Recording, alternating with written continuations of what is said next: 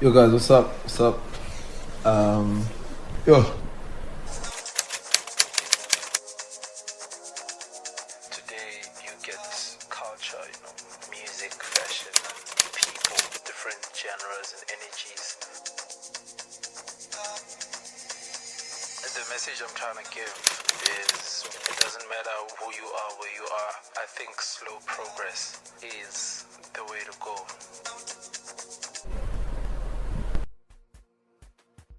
Kabelo Motsamai was born on 15 June 1989 in Senegal near Velkom in the Free State. He is the youngest of the 36 children his father had and the only child of his mother. The family of his late father was a large one, and Kabelo admits to not knowing all of his siblings by name. That is because of his family politics that ended his efforts to learn more about his siblings. He didn't get the chance of meeting them personally. However, at his father's funeral, he and his siblings finally came together on the podium. Kabelo lived with his mother and his siblings grew up in different homes. He attended Calculus High School where he had a bad reputation. His name usually came up under the list of naughty students. He even had a rebellious nature while growing up for reasons best known to him. Kabelo had a short-lived soccer career as part of the Celtics under-19 team. He twisted his knee and had to stop playing due to his injury.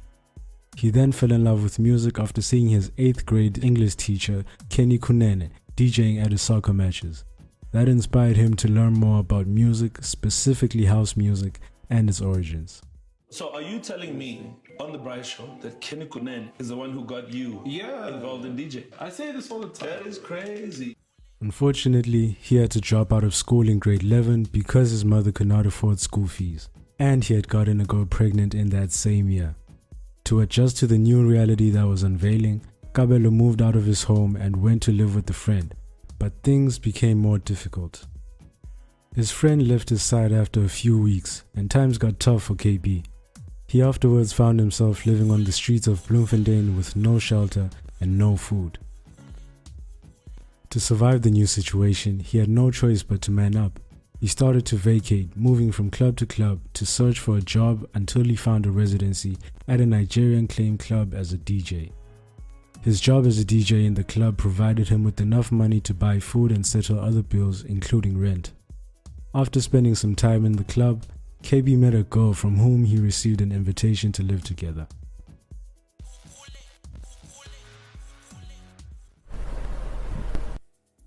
It was during this time that he had started attending the Makufe festivals to watch music performances. That was also when he began gaining inspiration from Heavy K's production. Kaybee was still trying to find himself as a music producer and beat maker. He got bored of DJing and ventured into music production. Eventually, he was able to raise enough cash to get himself a laptop. He used it to practice DJing, producing, and composing music for about 2 to 3 years. He made beats and produced Better Days and Wajelwa in a back room while playing in a tavern in Small Street, Bloemfontein.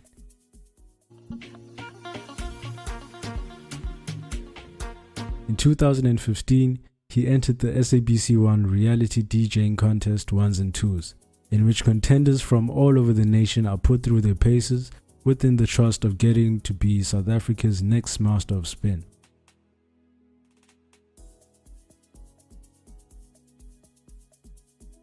Prince Kaybee used the contest as a platform to promote his song Better Days, which was well received by music lovers and the general public. He won the contest, propelling a profession in house music production. After 1s and 2s, he worked on his debut album because he had already created enough hype around his name after winning the competition. Wajelwa was the second single that pushed the album, and it quickly made waves in the music scene. Later, he would rise to fame with the song Friendzone, which came out on October 11, 2016. It gathered over 1.3 million views on YouTube within a few days of its release. That same year, Prince Kaybee got nominated for Listener's Choice Award at the 6th MTV Music Grants.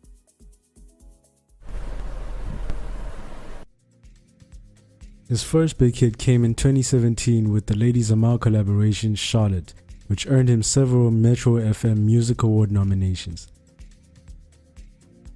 His success continued over the next few years with tracks like Yongindo featuring Zanda Zagoza on his album I Am Music.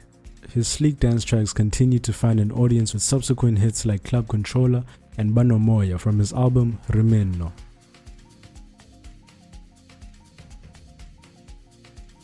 Prince Kaybee is a relevant man in a world where relevance should maintain.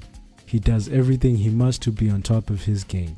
Starting from a humble beginning, dropping out of school, living on the streets, and others trying to discourage him, Prince Kaybee didn't allow these obstacles to bully him out of his aspirations. Today, he's without a doubt a big name in the music and entertainment industry. Today you get culture, music, fashion, and people, different genres and energies. The message I'm trying to give is it doesn't matter who you are, where you are. I think slow progress is the way to go. For me to get to this album, I've learned so much. For you to get the time to learn is if your progress is slow. It's always music first and then the other things later. Successful living to me means finding that one thing. At the end of the day, you're successful if you're happy. My name is Setu, and this is Behind the Fame, the real story of Prince Kaybee.